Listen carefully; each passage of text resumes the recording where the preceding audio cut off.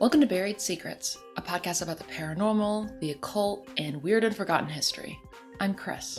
In the last episode, I talked about my experience spending a weekend in Scranton in early October of this year, about a month ago. I had heard that Scranton was haunted, and boy did my experience bear that out. So this time, I want to talk some more about some of the weird haunted sites in Scranton, and also just more of the forgotten history of Scranton. In this episode, I'm going to talk about the haunted old train station that has been turned into a hotel that is supposedly one of the most haunted places in Scranton. I'm going to talk about a really cool park that has housed two separate defunct amusement parks, a defunct zoo, and now currently still has a model coal mine and has gotten a cool covered bridge and a treehouse. I also want to talk about a haunted museum, and I have some other fun things about the area. I found some articles while I was doing research about hauntings in Scranton, which deal a little bit more with some of the haunted homes in the area. So I thought that would be a fun place to start out. Oh, and then I'll close the episode by talking about an interesting urban legend that I was reading about that takes place in nearby Hazleton. It involves a lady in black, which I thought was really interesting because usually I hear about ladies in white. So I am excited to close off with that. Let's start with some haunted houses in the area. And like I said, these are from some news stories that I found while doing this research. So I found an article in the Times Leader out of Wilkes-Barre, Pennsylvania. And it says that Wilkes-Barre/Scranton ranks number 1 in real-life haunted houses. I guess there's this website called lawnstarter.com, which talks about home care and landscaping and that sort of thing. And they named the Scranton-Wilkes-Barre metro area as number 1 for real haunted houses. And their criteria is that the homes should be old and vacant. And they used the data from the U.S. Census Bureau's 2015 American Community Survey, which was looking at the number of homes built before 1940, and then they looked also at the number of vacant homes from that report. And they looked at the data for 259,918 homes throughout Luzerne and Lackawanna counties, which are the counties that Wilkes-Barre and Scranton are in. And they showed that the counties have 96,993 homes that were built in 1939 or before that. So that's 37% of the homes. And about 14% of homes in the region are vacant. So it's like 38,000 homes. And so this person from Lawn Starter said, when we were done crunching the numbers, it turned out that Scranton/Wilkes-Barre has the most potentially haunted homes on a percentage basis among the 100 largest metro areas in the country. And apparently they ranked it ahead of, New York City, New Orleans, all sorts of places. So I think that's really interesting. And of course you can argue with the criteria, but I think that vacant and old are good criterias for wondering or theorizing that something might be haunted, right? And then I found a fun article about a home in Dunmore, which is one of the towns next to Scranton. This is from the Citizen's Voice out of Wilkes-Barre. And the headline is, Sellers Host Open House for Haunted Dunmore Home. And this is about a house at 1217 Marion Street in Dunmore that I guess got a lot of buzz because the Zillow listing said that the house was haunted and there were occasional footsteps, faint screams, and shadowy images. And this was a Victorian home. And the article covers an open house, like the reporter goes to an open house for this home that was for sale and talks to some of the different people.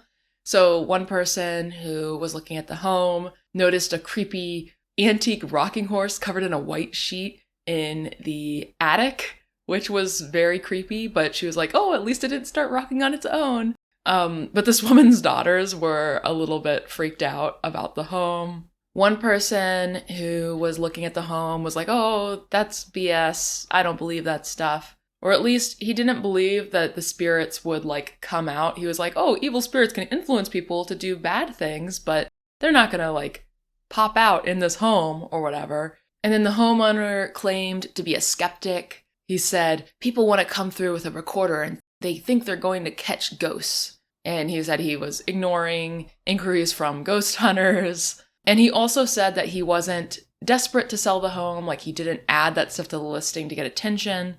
He said he added the notes about the house as an afterthought, which I think is kind of weird, and I'm kind of skeptical about that. And to read a bit from the article, for a skeptic, Leeson knows the paranormal lingo. When a visitor mentioned electronic voice phenomenon, or EVP, sounds emerging from the background noise or static that resembles speech, Leeson said that he had heard them in the house. Their baby monitor occasionally carried sounds that seemed like someone was trying to speak to their daughter. They have a newborn son and a baby monitor back in use, but they haven't noticed any EVPs, I guess, recently, he said. So I just thought that was a lot of fun, and it kind of dovetailed nicely with the article saying that there are so many just random haunted houses in the area. And, you know, I only stayed in one house in the area when I was there, but it wasn't a place that was, quote, supposed to be haunted. It was just a regular Airbnb, so it wouldn't surprise me if a bunch of ordinary houses had some weird stuff afoot in Scranton, and perhaps in greater numbers than a similarly sized town. So anyway, let's get into some of the famous haunted sites in Scranton. So first I want to talk about the Lackawanna Station Hotel, which is operated by Radisson now. And I mentioned this hotel last time because I was in Scranton for a wedding and there was a block booked at this hotel, but I procrastinated on booking my travel, so I wasn't able to stay at this hotel because it was totally booked. Like, not just the block, like every single room in the hotel was booked. And that was true of a lot of hotels that I was kind of looking at in Scranton. But I believe this is the nicest hotel in Scranton. Like I said, it's operated by Radisson, and it has a long history as a train station before it was a hotel. And supposedly, it is one of the most haunted places in Scranton. I didn't actually get to go inside the hotel because, as I mentioned in my last episode, my Scranton trip ended up being a little bit more low-key than I had planned because I was exhausted from being up all night the first night I was there because of my sleep paralysis experience. But I was in a lift that drove by the hotel, so I at least got to see it from the outside. It looks beautiful. I've seen pictures of the inside, which also looks really cool. And the history of this hotel is super fascinating, so let's get into it. Also, my main source for this bit is a book called Haunted Scranton After Dark in the Electric City by A.C. Bernardi. I'll be using information from that book a lot throughout this episode and the next one. It's a really great book if you want to learn more about hauntings in Scranton and also just, Scranton history. I read it on Scribd, and for some reason it had like a 2-star rating on Scribd and a bad review, but I have no idea why, because I actually really enjoyed it and I think it's a good book. So I just wanted to mention that because I thought it was very unfair that this book had such a bad review. If you're interested in Scranton hauntings, you should definitely read it. So anyway, let's get into the history of this hotel. George Scranton, the founder of the Lackawanna Iron and Coal Company, which built rails for the railroads, he built the Leggett's Gap Railroad, and then later that railroad merged with the Delaware and Cobb's Gap Railroad, creating the Delaware, Lackawanna, and Western Railroad Company, or DL&W. So the DL&W was the first railroad that went to the area, and it brought the rest of the country the iron and coal that Scranton was producing. And by the early 1900s, there were 4 major railroads that transported goods and passengers throughout the area, and they needed to build a large train station in Scranton. They built this new station at 700 Lackawanna Avenue, about 7 blocks east of the old station that had previously existed, and, which had been a lot smaller, and which had been located at the corner of Lackawanna and Franklin Avenues. The new station was 5 stories tall, though in the 1920s they added a 6th floor for additional office space, and the building was built in the Beaux-Arts style in 1908. The station was built pretty fast. It only took 14 months to build, and it cost $600,000, which is about $21 million in today's money. The building is made out of brick and steel with concrete floors and partitions, and the exterior is faced in Indiana limestone, and the facade has a 8-foot wide bronze clock that is located between 2 carvings of large eagles. So it's like a very grand station, But like I mentioned last time, Scranton, despite its long history and ties to the railroad industries, did end up losing at least its passenger railroads. So When they got rid of those, the building fell into disrepair and it was closed in January of 1970. And then in December of 1977, they started renovating the building, and then it opened in 1983 as a hotel. And then it became a Radisson in 95. And they preserved a lot of the original features. It still does look like a railroad station, I think. It's a really beautiful building. And used to, the hotel would try to hide its ghost stories, but now, possibly because ghost stories are so popular and legend tripping is so popular, they let it be included in newspaper articles about hauntings, and they allow the local ghost walking tours to go to the hotel. And the hotel definitely does have a creepy history. So, back when it was a train station during World War I, the basement was used as a morgue for dead soldiers whose bodies were on their way to their final resting places. They were being transported on the railroad. And supposedly that area is haunted by a young boy who wears a top hat. Staff and visitors have seen this boy, but no one really knows who he is. And the boy's too young to have fought in World War I. Some people think that maybe he died in some other way, and his body was being brought back to his hometown via train. It was just temporarily being stored there. Guests say that the 6th floor is the most active of the floors, which is interesting. That's the newest floor, right? The one that was added in the 20s. Some people say that they have been visited by the ghost of a black man who is working as a bellhop, who asks them if everyone was okay and then disappears right in front of them. Some people think that maybe he was a previous employee who still makes his rounds. Other guests on the floor say that light switches have turned on and off repeatedly. There have been extreme changes in temperature, usually, with the air turning freezing cold with no obvious cause.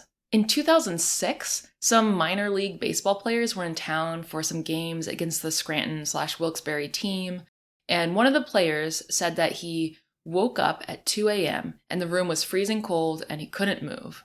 So, some sleep paralysis happening here. He said that it felt like he was being held down by a force that he could not see for 20 to 30 seconds. He wasn't able to free himself by struggling, and as soon as he was released, he turned on the lights and looked in the bathroom mirror and saw what looked like red claw marks on his forearms and biceps. He was so freaked out that he stayed up until his roommate came back from the bars that he had been out at. During the same trip, at around midnight, several teammates were walking in the hallway on the 6th floor, and they saw a man who was leaning over the railing that, looks down 6 floors over the dining room. And he turned to the players and he told them that he had been killed in a car accident. And then his head spun around 360 degrees and they watched him fall over the railing and disappear in mid-flight. The players weren't drinking at the time and, they insisted they were telling the truth, which is a wild story. But why not? It sounds like it's very haunted there. During another trip, 2 roommates were staying in a room and one was using the bathroom sink and the lights were turned off. And he turned the light switch back on and then it turned off again by itself. He was so freaked out that he called out to his roommate and said what had happened, and the other player turned the lights back on, and they were both surprised to see the switch by itself flip on and off for about 10 seconds rapidly. They felt like something paranormal was going on, and they had heard similar stories, so they asked the front desk to move them to another room. Some former employees have also said that they think this floor is haunted, and other guests have had weird experiences as well. One member of the Lackawanna Historical Society said that several years ago he was at a high school reunion at the hotel and he stayed in one of the rooms overnight. He awoke late at night to a freezing cold room, but he fell asleep again and nothing else seemed to happen at that time. But when he woke up again in the morning and washed his face, he saw that he had a black eye. He said he hadn't fallen or hit his face on anything the night before and no one had hit him.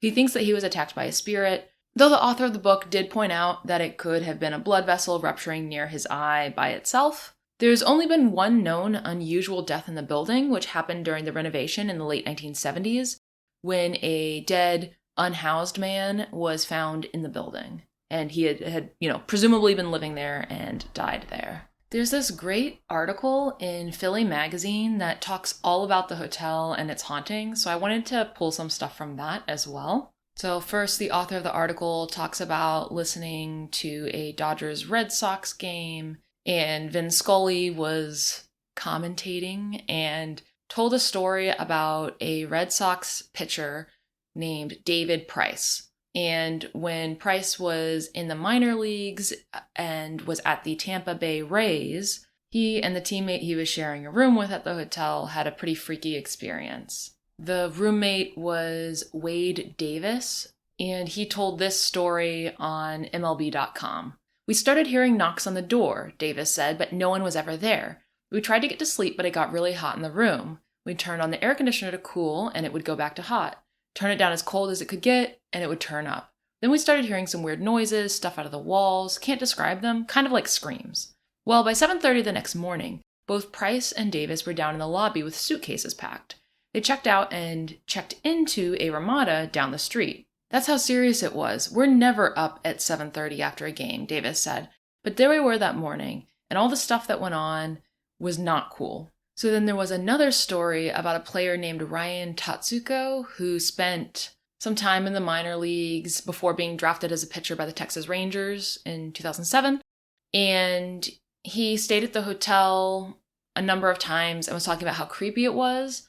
And he said he didn't have any personal experiences with creepy stuff going on in his room during the night, but his teammates did. But he did say that one time he and his wife were at the hotel and they watched a glass slide across a table and then shatter when it hit to the ground, all on its own.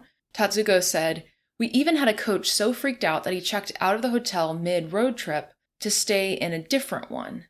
He said when he was walking to his room, he saw someone coming from the opposite direction. So he just kind of shimmied to the side and said, 'Excuse me,' and then when he looked behind him, there was no one there." And one thing that is worth keeping in mind is Tatsuko did point out that everyone kind of knew that this hotel was supposed to be haunted, and so everyone was kind of expecting to see things. So we're definitely talking about an audience, these minor league players who were primed for something weird to happen, which is always something to keep in mind while thinking about paranormal experiences. But it does kind of feel like enough weird things have happened in this hotel that it's not just people being swayed by urban legends. The author of the article also talked to some of the bartenders, and one of them talked about how a young woman who was a bartender was finishing up her shift and an older man kind of peeked into the bar, and when she looked up, he had vanished and he wasn't outside. She didn't know where he went. And so she was kind of freaked out by that. And then the same woman was once in the basement and she heard a child screaming from somewhere nearby. So she ran out. I know I've kind of already talked about some of the reasons why this hotel might be haunted, but one thing I did want to kind of call back to is if you've listened way back in the archives of this podcast, right? In 2020, I did two episodes about the Luxor Hotel in Vegas. And I talked a little bit about how the intersection where the Luxor Hotel is located has, I believe it was the most hotel rooms out of anywhere, or at least anywhere in the US. And I talked about how there might be something to this idea of so many people passing through a place. And does that leave a psychic impact? And in the case of Vegas, I talked about how, sometimes people make bad decisions in Vegas and get up to some shenanigans that perhaps cause them psychic distress. And I think for this hotel, not only has it been a hotel for years where people, are checking in and out and bringing their baggage, but also it was a train station, all these different souls passing through, etc. And when you add the whole morgue aspect to it, and the fact that it was abandoned for some time, to me this feels like all the ingredients for some pretty potent hauntings. So, fascinating, really beautiful hotel. If you're ever in Scranton, it seems like a good place to stay. So now I want to talk about Nay-Aug Park, which is this really beautiful park in Scranton that I did spend a decent amount of time in while I was there. It was probably the place I spent the most amount of time in. I think I mentioned this last time, but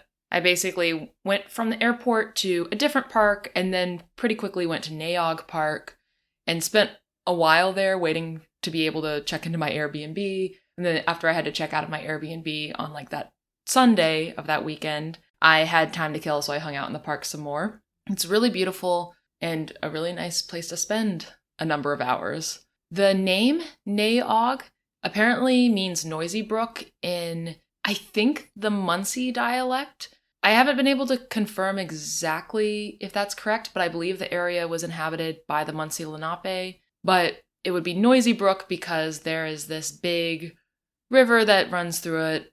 Well, I guess not big. There is a smallish river that runs through it called Roaring Brook nowadays, so it would be named after that. And the river runs through this gorge, and there's a waterfall, and it's really cool looking. And there are several places nowadays that you can look out at the brook from. So from above, there's a observation platform. From below, there's one. And the park has some really nice walking trails and easy hiking trails. Like I mentioned, it also has that covered bridge, treehouse, model mine, a defunct zoo, and a pool that has seen better days and is currently filled in. And it once housed a couple amusement parks. It definitely has some Central Park vibes, I think, and that makes sense because, as I believe I mentioned last time, the park was designed by Frederick Law Olmsted, the guy who laid out Central Park. So Naog Park was built in 1893, a nice Victorian park. So the park is supposedly haunted by the ghosts of people who died swimming in that gorge, by the waterfall that is in the park. It definitely seems like an unsafe place to swim because there are kind of some rapids, and I think it would be very dangerous to swim there. I know it's very illegal to swim there now because it's so dangerous. Aside from those ghost stories, I haven't found that many stories of hauntings in the park, though in a bit I'll talk about a museum that's located inside the park that has its own stories of hauntings. But let me tell you, that park felt pretty haunted to me. And obviously this is just a vibes-based observation, so take it with a big grain of salt. But this is this beautiful park, and its vibe is right on that line between feeling almost enchanted and haunted, Of course, when I visited, the leaves were starting to change, and it was kind of gloomy and drizzly the first day, so it had that atmosphere. And then when I went back a couple days later, it was brighter, but it felt extremely peaceful, but also kind of heavy, I think is the word I'm looking for. It felt like there was a weight there. And maybe I'm just thinking of and observing the weight of history because the park had a long history, even just in its lifetime as a park, which I'll talk about next. But I don't know, there's this part of me that's like, maybe it's haunted by more than its own history, even though I didn't have any specific paranormal experiences in the park myself. So let's look at the history of this park and some of the weird stuff in there. So first, there's the Brooks Model Mine.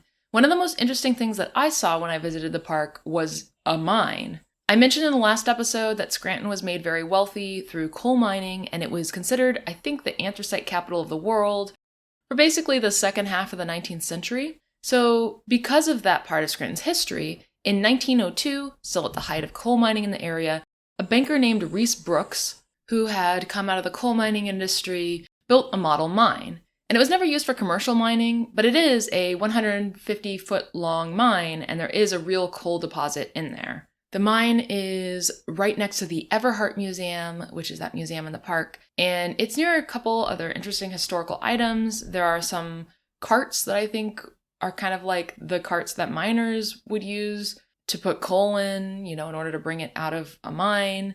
And it is also near an old streetcar trolley, which is in sort of a cage next to the mine on display. And the story of this mine kind of follows the story of a lot of things in Scranton. So it was built during Scranton's glory days, and then it closed in 1975, and it hasn't really been open since. My understanding is that it is currently being restored by a group in the area, and the plan is to open it again so that people can see what coal mining was like. There is a coal mine tour elsewhere in Scranton, which I wasn't able to do because they did not allow backpacks, and I was coming straight from the airport, so I had my backpack with me. But still, coal mining was important to the area's history, so it makes sense that there would be this model mine that would be open to the public as well. It sounds like the plan is to open the mine again for tourists in the spring, so pretty soon. But I was just so charmed and intrigued by this mine. I feel like this is the strangeness of Scranton. Like there's things that you wouldn't really see anywhere else, or at least not anywhere else that I go, that are just there, and they're little reminders of the area's history. Maybe it's because I live in New York City, where real estate is so expensive and everything is so overdeveloped, but so much history is always getting torn down here. Historical buildings, anything that can be developed so that it becomes more profitable is developed to wring more profit out of it here in New York City. So it is so fascinating for these little forgotten pockets of history to appear in other places and to be preserved. All right, so now I want to talk about Scranton's Luna Park, and this was probably my favorite thing that I researched for this episode. I don't know if I've talked about this, but I really have a soft spot for old amusement parks. I could look at like postcards of turn of the century amusement parks for hours, and I have in the past, including while working on this episode. So there was an old amusement park right near Naog Park, or maybe I think now that land is part of Naog Park. And this amusement park was called Luna Park. It was around for about 10 years, from 1906 to 1916. And if you are into New York City history, you might remember that Coney Island in Brooklyn once had a Luna Park. And I believe the amusement park that is still there is called Luna Park, off the top of my head, though it's very different from the old one, much smaller, much less charming. But this Scranton Luna Park had nothing to do with the New York City one, like they weren't affiliated. It sounds like there were a number of Luna Parks at the time, including one in nearby Carbondale, Pennsylvania, which was popular as well. So the creator of Scranton's Luna Park opened one in Pittsburgh and one in Cleveland in 1905, and then in 1906 they opened the Scranton location, a Washington, D.C. location, and an Indianapolis location, and then in 1907 they opened one in Mexico City. All of these were called Luna Park, and they featured vaudeville, circus acts, a dance hall, and different exhibits. Scranton's Luna Park was built for $300,000 in 1906, which is like apparently $8.3 million in today's dollars. Luna Park was considered a trolley park, which is a term I hadn't heard before. But I guess starting in the 19th century, picnic areas and recreation spots in general would open at the end of streetcar lines in big cities. And the idea was that these parks would give people an excuse, or a reason, I guess, to ride streetcars during the weekend, which was profitable for the streetcar companies because otherwise they were just going to get paid when people were commuting during the week. They needed a reason for commuters or for regular people to use the streetcar lines during the weekend. Coney Island is actually an example of one of these. In the 1820s, there was a horse-drawn streetcar line that brought people there, and eventually it turned into an amusement park, and amusement parks just became more of a thing because of the popularity of Coney Island and other trolley parks. So apparently by the early 20th century, there were tons of trolley parks and amusement parks, which were, like Scranton's, inspired by Coney Island's amusement parks. And then these parks were popular up through the 1920s. And at least according to Wikipedia, which this seems plausible to me, the reason for the popularity of these parks was because around that time, because labor unions were more of a thing and workers were getting more rights, people didn't have to work as long of hours as they used to. And they had more disposable income than they used to because they were being paid a more fair wage. But then, of course, the villain of any story appeared, the car. And as cars became more popular, people weren't as interested in trolley parks in urban areas, in large part because they didn't have parking. But then amusement parks in general had a big decline during the Great Depression anyway, because, people had no money and stuff, right? Interestingly, Wikipedia lists the trolley parks that are still in operation. So it has a list of 15 of them, and 5 of those are in Pennsylvania. So I just thought it was interesting that so many of them that are still around, percentage-wise, are in Pennsylvania. Oh, just a real quick aside. Remember how last time I mentioned that the radiators in the building that I live in can get pretty loud in the winter? Well, I'm experiencing that right now. I started recording early in the morning on a weekday, which I don't usually do, in order to try to beat the radiators, like get this recording done before the radiators turned on. But they have now turned on. I just took a break from recording while the radiator was being very loud. But you're going to hear a little bit of radiator sound in the background here. I have no control over when the radiators turn on and off, and if I waited for them to not be on for an hour, I wouldn't record any episodes all winter. So sorry about that. I'll try to get it all out in post, but I'm sure some of it will end up still in there. So anyway, back to Scranton's Luna Park. Luna Park was one of these trolley parks, and if you are into the aesthetics of old amusement parks as I am, it is worth Googling Scranton Luna Park, because there are some awesome old postcards you can see online that show what it used to look like. One thing that I really like is that the front entrance was like this arched walkway with a crescent moon up on top, and you would walk through that up onto this long bridge that kind of reminds me of the bridge to the treehouse that is in Naog Park now. I have no idea if that was an inspiration, but it has a really similar vibe, even though the treehouse is very rustic looking, whereas Luna Park looked very cool and modern for 1906. But the plan was for Luna Park to have several sections. So the first one would be a part of the Roaring Brook that was dammed and would be used for boating and swimming and stuff. Then the second part would have a sort of log flume situation and a pool that would be called the lagoon. And then the third section was a picnic pavilion. There were all sorts of fun attractions, and I love vintage amusement park attractions and hearing about what they used to be like. So I know that in 1906, the park offered daily airship rides, which I find so delightful. There was a scenic railway, and that area is extremely beautiful and scenic even today, so I'm sure that was a great attraction. There were other things that people could do, like something called Blarney Castle, Shades and Shadows, Temple of Mystery, Edisonia. Oh, and Edisonia was just like a generic term for an amusement park attraction or like pavilion that exhibits Thomas Edison's inventions. So like the phonograph, kinetoscope, vitascope, or vitascope. I never know how you say that. That sort of thing. There was one attraction called Trip to Rockaway. There was one called Hale's Tour of the World, or Tours of the World, I guess. And many other things. And this is a digression, and I might be getting into some real deep lore here, but if you have seen the 1948 Max Ophuls film, I think that's how you say his last name, Ophuls, Letter from an Unknown Woman, you'll be familiar with Hale's Tour of the World, because Joan Fontaine's character and whoever the male lead was, they go to an amusement park in Vienna. And there's a whole scene where they're sitting and talking while riding one of the Hale's Tour of the World attractions, because it was just a really common amusement park ride.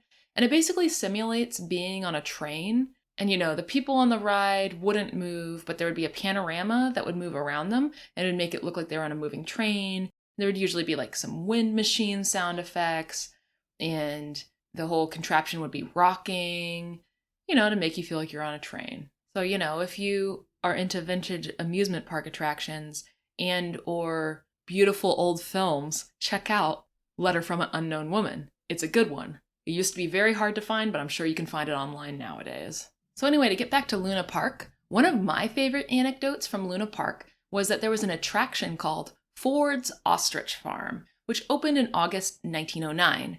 And the attraction became so popular that crowd control was a big issue because people would go and they would look at the ostriches for hours. They were completely transfixed by the beauty of the ostriches. These are people after my own heart. I love birds, especially silly looking birds. But I guess there was this whole incident where someone accused Ford's dog of attacking a messenger, and then Ford got mad, and so then he closed his exhibit before the season ended.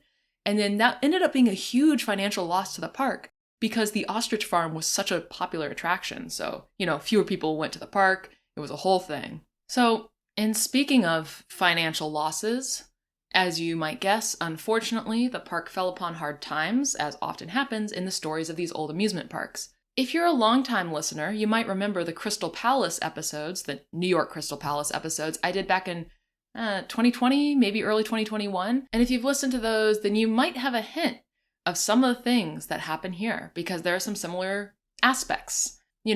There's financing issues. In Luna Park's case, rent was skyrocketing, and the bank that had the park's cash reserve deposits failed. So, that'll cause a problem if you have no money now. And of course, there was inconsistent attendance, and eventually there was a fire. This is the story of so many old buildings, amusement parks, attractions, etc.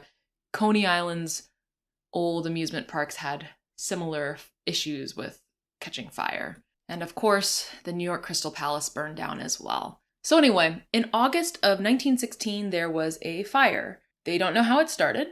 Some people said it was electrical or from ashes that a railroad steam locomotive had dumped, but the fire started right near the place that incinerated the park's waste paper, which had already had one serious fire. And then also, the building where the waste paper was burned contained a sign and paint shop where flammable materials were stored. So, if there was a fire there, it would really ignite very vigorously, right?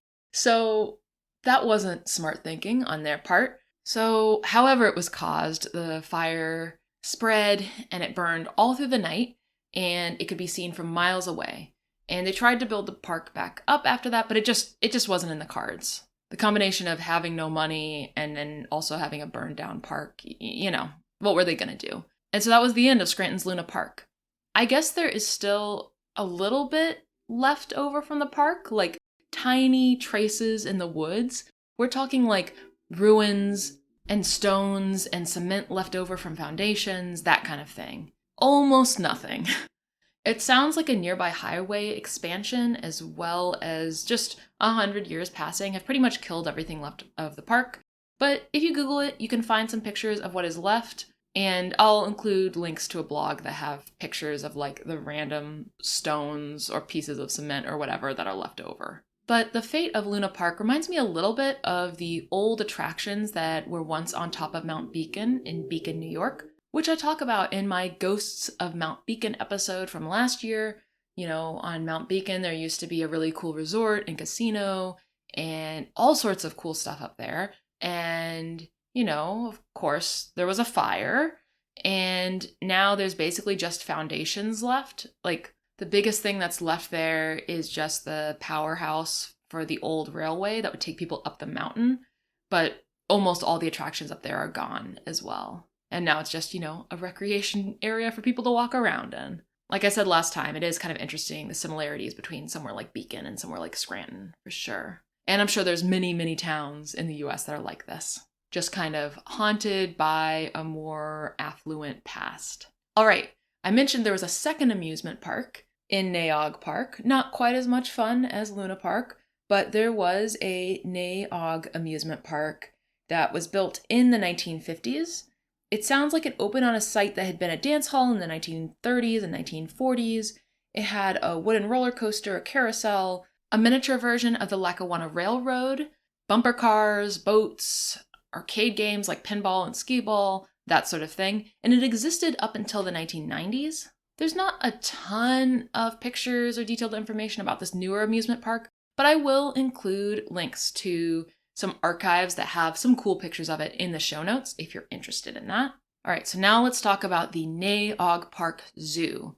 For a time, Scranton had its own zoo, which was located in Naog Park. The zoo opened in the 1920s and then it closed in the 1980s. I found an article from 1983 called Naog As Zoos Go, It's Not the Waldorf, and it talks about it being placed on the Humane Society's top 10 list of substandard zoos, meaning that it didn't, quote, meet even one criterion of an acceptable zoological garden. At the time, the zoo had 119 animals, and it was housed in a very small building. After the zoo closed, there was a wildlife center that opened there in 2003, and supposedly in 2008, Time magazine called that wildlife center the fourth most abusive zoo in America. Although, I read that on Wikipedia and there was no citation, so grain of salt there. That wildlife center closed in 2009, and since then the zoo building has been used for a nonprofit that I believe sprays and neuters feral cats in the area. It's a beautiful building, the old zoo building.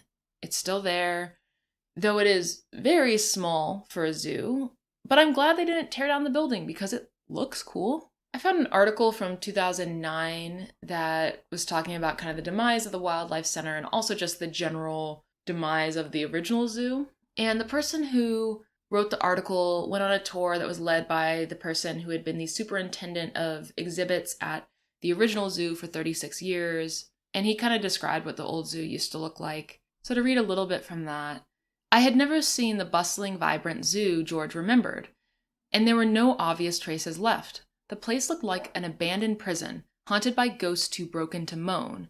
I couldn't imagine hardened criminals being housed there, let alone wild animals. And the article goes on to talk about how the Naog Park Zoo opened in 1920, and then it was one of the best zoos in the country, apparently. I guess zoos must have really sucked back then. By the time attendance and funding deficits forced it to close in 1989, it was routinely rated among the worst, the article says.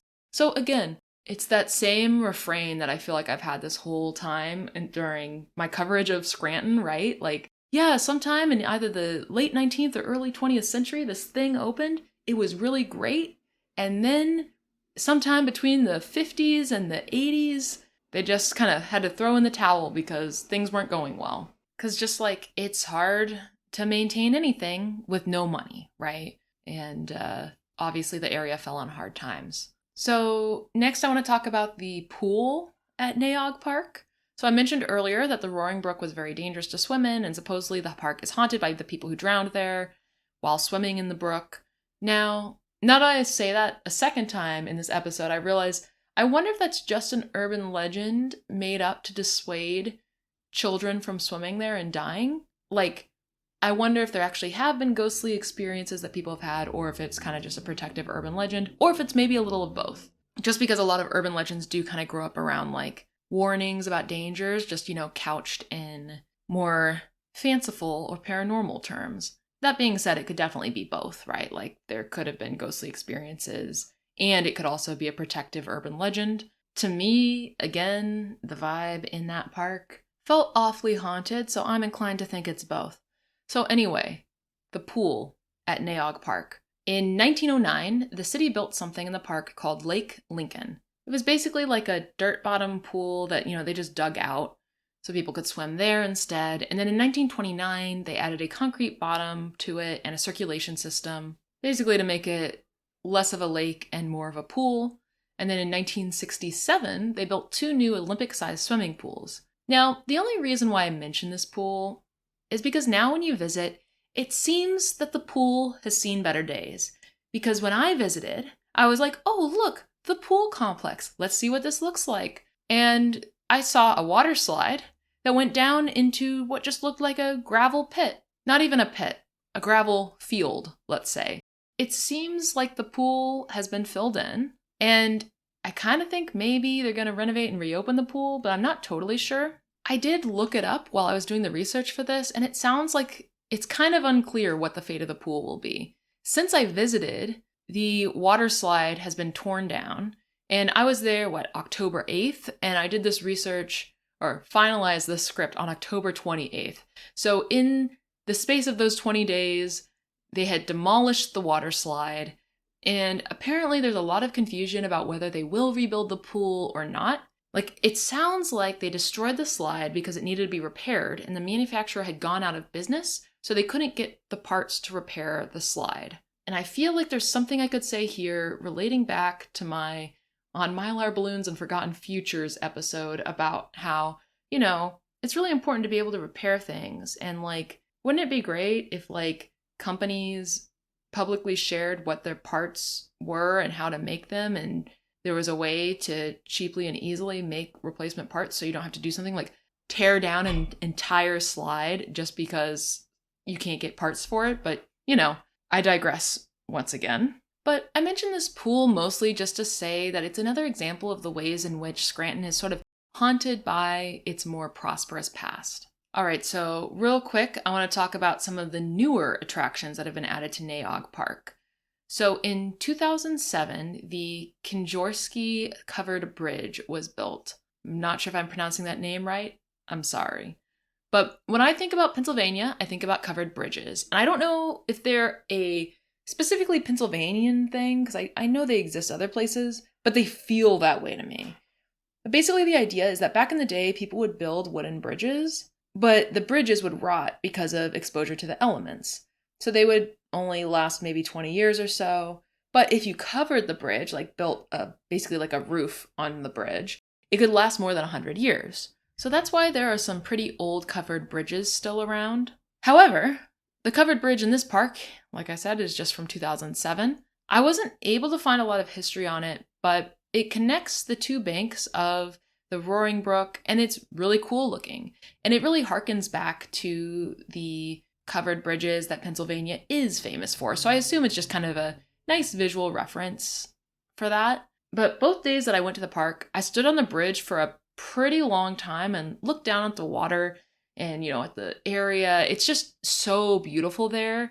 There's, the sort of rapid type waterfall sort of brook. It's right before the waterfall. So there's just a lot of rocks, and it's very peaceful to watch the water flow there. The trees around there are beautiful, and, of course, it's fall, so they were all starting to change. And the first day I was at the park, it was kind of drizzly and gloomy, and it's kind of starting to get dark very early because of that. And the lights came on the bridge, and it was very atmospheric. And it had a really nice sort of cryptid core aesthetic that I really appreciated. So, loved that bridge. Was one of my favorite things at the park for sure. So then there is the Dave Wenzel treehouse, which was also built in 2007. And like the covered bridge, this treehouse is one of the coolest attractions in the park nowadays, but there's very little information about it online. There are some great views from the treehouse. It's located about 150 feet above the gorge, kind of like off the side of a cliff, a smallish cliff. And I know the treehouse used to have some trees growing up around it that helped support it, but I think those trees have come down since then. I say that just based on looking at the pictures, because in the older pictures, there was a tree in the middle of the treehouse, but when I went there was no tree in the middle of the treehouse, and I had wondered why it was called the treehouse. But I guess something happened to the trees. They had to get rid of them to keep the treehouse safe, and it was closed a couple years while they made renovations to that. I also read something that claimed that the treehouse had a hidden door, which is very cool, but which I did not see while I was there. But this treehouse looks almost like something out of a fantasy novel.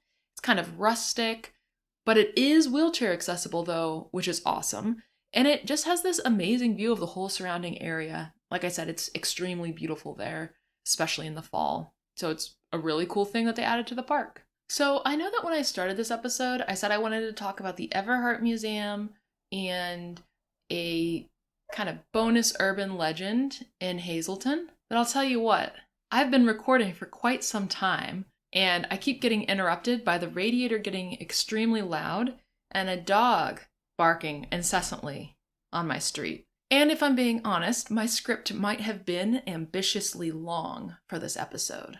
I really wanted to try to keep this Scranton series to 3 episodes, because I always hate that every time I try to do a series about something, I'm like, I think it's going to be X number of episodes, and it's always more than that.